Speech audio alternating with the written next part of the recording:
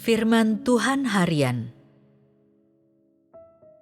Sesungguhnya, watak Tuhan terbuka bagi semua orang dan tidak tersembunyi, karena Tuhan tidak pernah secara sadar menghindari siapapun dan tidak pernah secara sadar berusaha menyembunyikan dirinya untuk mencegah orang-orang dari mengenalnya atau memahaminya. Watak Tuhan selalu terbuka dan menghadapi setiap orang dengan terus terang. Dalam pengelolaannya, Tuhan melakukan pekerjaannya, menghadapi semua orang, dan pekerjaannya dilakukan dalam diri setiap orang. Saat Ia melakukan pekerjaan ini, Ia terus-menerus mengungkapkan wataknya dan terus-menerus menggunakan esensinya, apa yang dimilikinya dan siapa dirinya, untuk membimbing dan menyediakan bagi setiap orang. Di setiap zaman dan setiap tahap, terlepas dari apakah keadaannya baik atau buruk, watak Tuhan selalu terbuka bagi setiap individu, dan milik serta wujudnya selalu terbuka bagi setiap individu, sama seperti kehidupannya secara terus-menerus dan tanpa henti menyediakan kebutuhan umat manusia dan mendukung umat manusia. Sekalipun demikian, watak Tuhan tetap tersembunyi bagi sebagian orang. Mengapa demikian?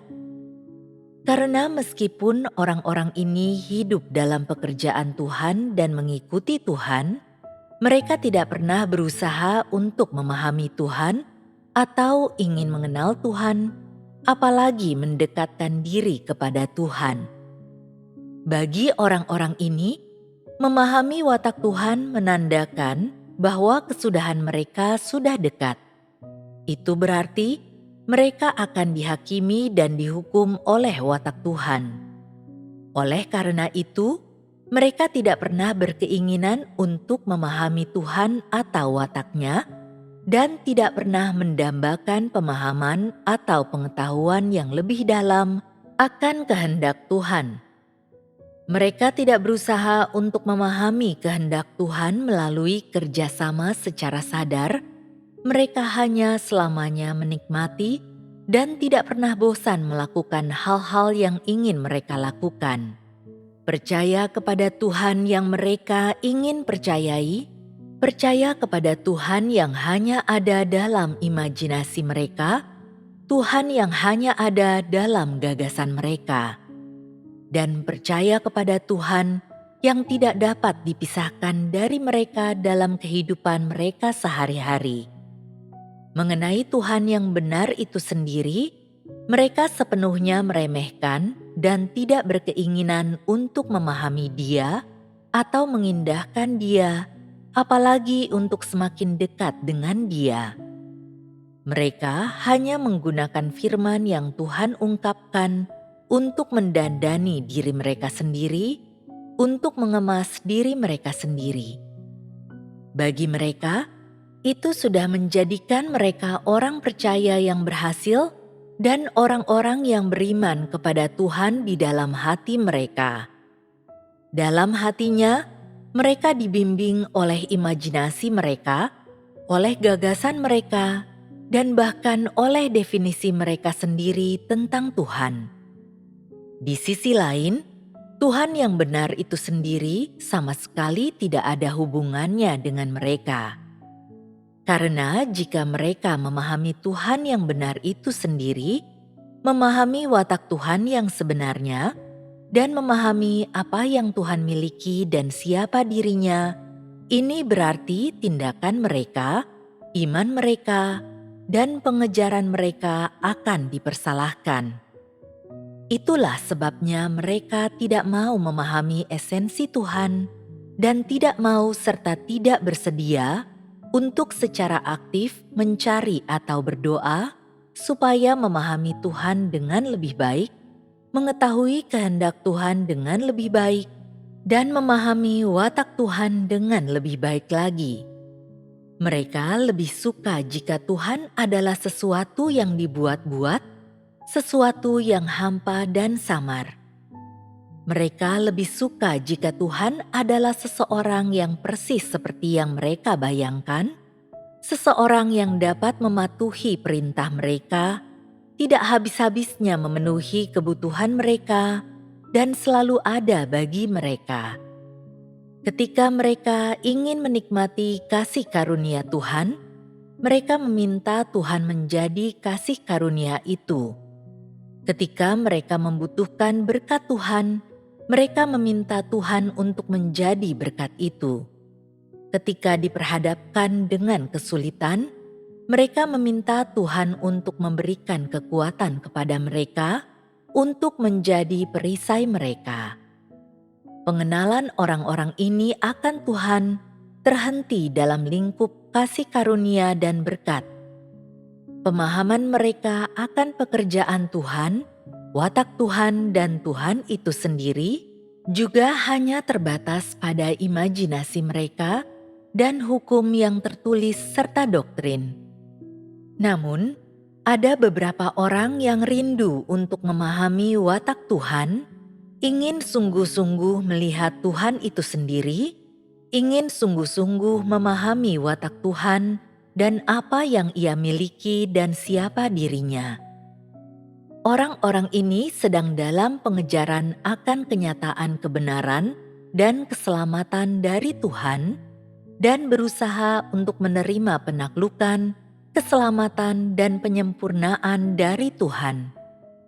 Mereka menggunakan hati mereka untuk membaca firman Tuhan, menggunakan hati mereka untuk menghargai setiap keadaan dan setiap orang, kejadian, atau suatu hal yang telah Tuhan atur bagi mereka, dan mereka berdoa serta mencari dengan ketulusan.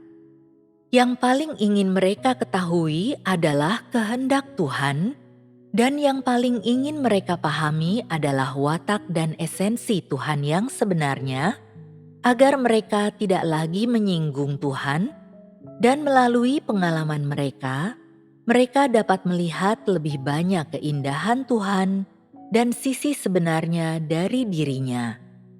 Ini juga agar Tuhan yang benar-benar nyata itu akan ada dalam hati mereka, dan agar Tuhan akan memiliki tempat di hati mereka, sehingga mereka tidak akan lagi hidup di tengah imajinasi, gagasan, atau kesamaran. Bagi orang-orang ini, alasan mereka memiliki kerinduan yang mendesak untuk memahami watak Tuhan dan esensinya adalah karena watak dan esensi Tuhan dibutuhkan manusia dari waktu ke waktu dalam pengalaman mereka. Watak dan esensinya lah yang menyediakan kehidupan di sepanjang hidup orang. Begitu mereka memahami watak Tuhan, mereka akan mampu lebih menghormati Tuhan, lebih baik dalam bekerja sama dengan pekerjaan Tuhan, dan lebih memperhatikan kehendak Tuhan, dan melakukan tugas mereka sebaik mungkin. Begitulah sikap terhadap watak Tuhan yang dimiliki oleh dua jenis orang. Jenis pertama tidak ingin memahami watak Tuhan. Meskipun mereka berkata bahwa mereka ingin memahami watak Tuhan, mengenal Tuhan itu sendiri, melihat apa yang Tuhan miliki dan siapa dirinya, dan benar-benar menghargai kehendak Tuhan, tetapi jauh di lubuk hatinya, mereka lebih suka jika Tuhan tidak ada. Ini karena jenis orang ini secara konsisten tidak taat dan menentang Tuhan. Mereka bersaing melawan Tuhan untuk posisi dalam hati mereka dan seringkali meragukan atau bahkan menyangkal keberadaan Tuhan. Mereka tidak ingin membiarkan watak Tuhan atau Tuhan yang nyata itu sendiri menempati hati mereka. Mereka hanya ingin memuaskan keinginan, imajinasi, dan ambisi mereka sendiri. Jadi, orang-orang ini mungkin percaya kepada Tuhan, mengikuti Tuhan, dan mungkin juga dapat meninggalkan keluarga dan pekerjaan mereka bagi Dia, tetapi mereka tidak menghentikan jalan-jalan jahat mereka. Sebagian orang bahkan mencuri atau menghambur-hamburkan uang persembahan atau mengutuk Tuhan dalam hatinya, sementara yang lain mungkin menggunakan kedudukan mereka untuk berulang kali bersaksi tentang diri mereka sendiri, meninggikan diri mereka, dan bersaing dengan Tuhan untuk mendapatkan orang dan status. Mereka menggunakan berbagai metode dan cara untuk membuat orang-orang memuja mereka, terus-menerus mencoba memenangkan hati orang dan mengendalikan mereka. Beberapa orang bahkan dengan sengaja menyesatkan orang agar berpikir bahwa mereka adalah Tuhan, sehingga mereka dapat diperlakukan seperti Tuhan. Mereka tidak akan pernah memberitahu seseorang bahwa mereka telah rusak, bahwa mereka juga rusak dan sombong, dan orang-orang tidak perlu memuja mereka, dan sebaik apapun mereka melakukan sesuatu, semuanya itu karena peninggian dari Tuhan, dan toh mereka melakukan apa yang memang harus mereka lakukan. Mengapa mereka tidak mengatakan hal-hal ini? Karena mereka sangat takut kehilangan tempat mereka di hati orang-orang. Itulah sebabnya orang-orang semacam ini tidak pernah meninggikan Tuhan dan tidak pernah menjadi saksi bagi Tuhan, karena mereka tidak pernah mencoba untuk memahami Tuhan. Dapatkah mereka mengenal Tuhan tanpa memahami Dia? Mustahil. Jadi, meskipun kata-kata dalam topik pekerjaan Tuhan, watak Tuhan, dan Tuhan itu sendiri mungkin sederhana, tetapi memiliki makna yang berbeda bagi setiap orang. Bagi seseorang yang seringkali tidak menaati Tuhan, menentang Tuhan, dan bersikap memusuhi Tuhan, kata-kata itu menandakan kutukan.